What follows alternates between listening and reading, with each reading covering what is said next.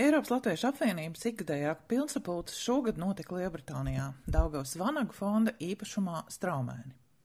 2 dienu garumā apvienības vadība un biedru organizāciju pārstāvji gan izzināja savu potenciālu un domāja par personīgo izaugsmi, gan atskatījās uz aizvadītajā gadā paveikto un plānoja nākotnes darbus.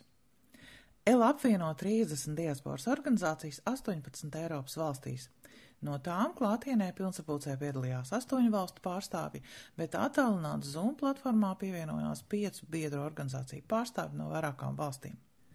Pirmā kopā būšanas diena bija galvenokārt veltīta dalībnieku personīgo resursu apzināšanai un vērtību formulēšanai līdzdalības ekspertes un izaugsmes mentors Ievas Johansson vadībā. Caur sarunām, spēlēm, dažādiem uzdevumiem, smiekliem un nopietnām pārdomām klātesošie izzināja un formulēja gan personiskās un savas organizācijas, gan diasporas vērtības un vajadzības, kā arī to nozīme ne tikai organizāciju darbā, bet arī diasporā kopumā. Tas viss tika darīts, lai sagatavotos nākamajā dienā paredzētam darbam, ELAS stratēģijas atjaunošanai, nosakot saturiskās prioritātes izglītībā, kultūrā, pilsoniskajā līdzdalībā un citās jomās. Šajā tikšanās reizē ar diasporu latviešiem no Eiropas mans tāds uzdevums bija laikam tāds Latvijas misija, palīdzēt latviešiem Eiropā, atvērt to savu iekšējo dimantu un atrast un saprast, mēs tiešām esam jaudīgi, mēs tiešām esam stipri, un kas ir mūsu iekšējie spēki, ko mēs to joprojām varam darbināt un izmantot, lai visas tās arī katras biedrības mērķi un uzdevumi varētu turpināt darboties un būt. Un es domāju, ka izdevās. Man gan jāsaka, ka vienmēr pēc šāda tipa mācībām tas ir ilgtermiņš, un tie rezultāti būs mazliet vēlāk. Kā jebkurā grupā vai komandā vai organizācijā vienmēr jau gribās, lai ir viss tā kā perfekti, tā kā saliktā puzle, ka iet, bet arī dabā tā nav. Visu laiku notiek plūstoši un visu laiku notiek pārmaiņas. Ja pat dabā mēs redzam, ka ziemā notiek tādi procesi un tas ietekmē kokus un viss miedarbojas. Un arī šajā komandā katram cilvēkam ir savs pienesums un nekad no malas nevajadzētu būt perfektam. Es pat teiktu tā, ja es redzu komandu, kurā šķietami viss ir tik labi, viss ir tik perfekti un nav neviena argumenta. Un jā, mēs jau vienmēr tā. Tad man ir pamatotas aizdomas, ka kaut kas nav tā. Un tāpēc es teiktu, šī ir lieliska komanda ar saviem izaicinājumiem, kas attiecas gan grupas dinamikā, gan pārmaiņu procesā. Taču visiem ir šī vēlme iet pēc uzlabojumiem un turpmākās sadarbības. Un pat tad, ja ir atšķirīgi viedokļi, grupai tas ir ļoti labi, jo tas virza procesus uz priekšu. Tā kā tas mans novērojums, fantastiska komanda ar saviem izaicinājumiem un ar saviem plusiem, bet viss notiek. Otrajā sapulces dienā dalībnieks uzrunāja diasporas grupas speciālo uzdevumu vēstniece Zanda Grauze, kura nevien atskatījās uz līdz šim sadarbībā ar diasporu paveikto un sniedz organizācijām aktuālo informāciju, bet arī uzklausīja klātesošo jautājumus un komentārus par dažādiem ar organizāciju darbu saistītiem jautājumiem. Vēstniece kundze uzsvēra, ka sadarbībā ar diasporas organizācijām un īpaši to uzklausīšanai ir milzīga nozīme viņas darbā. Mums kā valsts pārstāvjiem ir ārkārtīgi svarīgs šis dialogs un, protams, ka mēs nevaram šo dialogu uzturēt ar atsevišķiem individiem. Tas vienkārši nav iespējams. Un te ir tā milzīgā organizācija un jumta organizācija lielā pievienotā vērtība. Un tas, ko es šodien redzēju arī jūsu darbā jau līdz šim un arī faktiski visa gada garumā, iepriekšējā gada garumā, ir tas, cik ELA strādā tā arī institucionāli, labi organizēti. Ka es redzu, ka tas viedoklis, ko pauž, piemēram, ELAS vadība, es redzu, ka tas ir izdiskutēts organizācijās. Cik tas ir iespējams?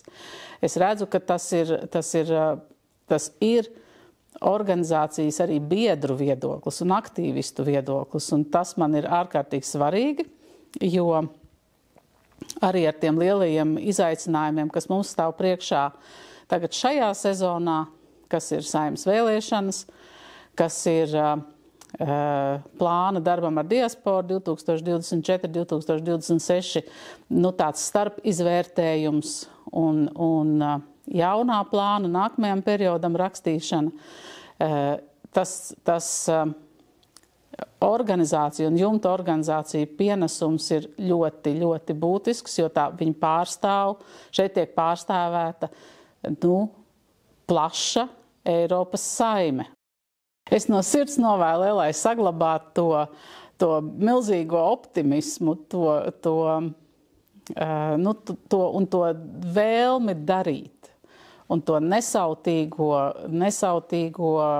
ieguldījumu, faktiski pārstāvot diasporu. Pilnsapulces noslēguma daļā Elas prezidija cilvēku un biedru organizāciju pārstāvji uzklausīja nozara atskaites par pagājušajā gadā paveikto, pārunāja realizētos projektus, budžeti un citus ar organizācijas darbību saistītus jautājumus, apspried tādas aktualitātes kā gaidāmās Saeimas vēlēšanas un valsts aizsardzības dienests, kā arī diskutēja par Elas stratēģijas atjaunošanu un nākamajā gadā gaidāmo organizācijas 75. jubileju. Eiropas Latviešu apvienības prezidija priekšsēde Justīna Krēsliņa pauda, ka turpināsies darbs arī saistībā ar vienu no aktualitātēm, kas šobrīd satrauc daudzas latviešu ģimenes diasporā – valsts aizsardzības dienestu. Es teiktu, ka valsts aizsardzības dienests tas nav tikai par diasporu, es domāju, ka visiem latviešiem ļoti emocionāls jautājums. Daudziem ir ļoti spēcīga atmiņa no padomju armijas vai pat no Latvijas armijas, kāda viņa bija 90. gados. Un tā emocionālā atmiņa nav pozitīva. Milzīgs darbs ir tādēļ laust šo emocionālo saikni un veidot jaunu svaigu. Paralēli tam emocionālam ir arī tīri praktiskas dabas jautājumi par valodas zināšanām, par transportiem, par lojalitātēm, par pilsonībām, kas notiek, ja mana valsts grib atņemt man pilsonību, jo es eju citas valsts aizsardzības dienestā, bet tie ir tādi jautājumi, kurus faktiski var risināt un kuriem Latvijas valstī faktiski arī ir resursi, lai uzrunātu. Tas, ko mēs esam teikuši aizsardzības ministrijai, tas, ka mēs pilnībā atbalstam valsts aizsardzības dienestu arī diasporai, ja tas notiek kvalitatīvi un lai tā komunikācija ir pozitīva un iekļaujoša. Un tādā ziņā viņi ir tiešām arī atsaukšies uz šo. Mums ir brīnišķīga komunikācija ar aizsardzības ministriju šobrīd izveidojusies. Viņi tiešām vēlās saprast diasporas raizes un uztraukumus. Viņi brauc uz diasporu un vēlās sarunāties, vēlās mierināt un iekļaut. Tā kā visas tādā veidā mēs esam ļoti apmierināti. Organizācijas vadītāja pēc pilnsapulces atzina, ka pirms gada ievēlētais prezidijs ir kļuvis par lielisku komandu, kam ir milzīgs potenciāls, lai tiktu galā ar visiem izaicinājumiem organizācijas darbā. Ja pagājušais gads ir bijis tāds izjušanas gads, tad nākotne būs tā darbīgā. Mēs šīs sēdes laikā pieskārāmies pie Elas stratēģijas, kas tika rakstīta 21. gadā. Tas bija tieši vēl Covid pēdējā vilnī, pirms Krievijas pilnmēroga iebrukuma Ukrainā, un kopš tā pasaule mainīsies. Un mēs saprotam, ka mēs tagad uz priekšu ejot varam šo stratēģiju pielāgot, pārmainīt un faktiski lietot tos resursus, kādi mums šobrīd ir pieejami, lai faktiski strādātu uz priekšu, uz spēcīgāku, labāku, veiksmīgāku Eiropas diasporu nekā līdz šim. Elai ir divas kājas, uz kurām viņa stāv, divas rokas. Tā viena roka ir tā biedru organizāciju roka, un tā otra roka ir Latvijas politikas puse. Sakarā biedriem, tas, ar ko mēs konkrēti strādāsim, būs lielāka biedru iesaisti mūsu ikdienas darbā, skaidrā komunikācija, mēs veidosim darba grupas visdažādākos jautājumos, mēs aicināsim strādāt un darboties. Paralēli otrā roka ir diasporas politika, tā, kas tiek veikta Latvijā. Un tur šobrīd tie lielie jautājumi, kas ir gaidāmi, ir īstībā saprotams, lielais Saeimas vēlēšanas nākamgad. Tur mums ir gaidām vēl arī tālāks darbs pie valsts aizsardzības dienesta, pie civilās aizsardzības un, saprotams, arī pie vēl vairākas un lielākas spējīgākas EID lietošanas diasporā. Es novēlu savai organizācijai pacietību un spēku. Tāpēc, ka mūsu organizācijas, mēs nestrādājam par to, kas ir tagad. Mēs strādājam par to, kas nāk. Un kādreiz ir grūti dēļ tā strādāt, jo tas gandarījums nenāk uzreiz. Tādēļ pacietību, spēku, izturību, lai mēs varam nodot šo organizāciju nākotnē tikpat spējīgi kā šodien.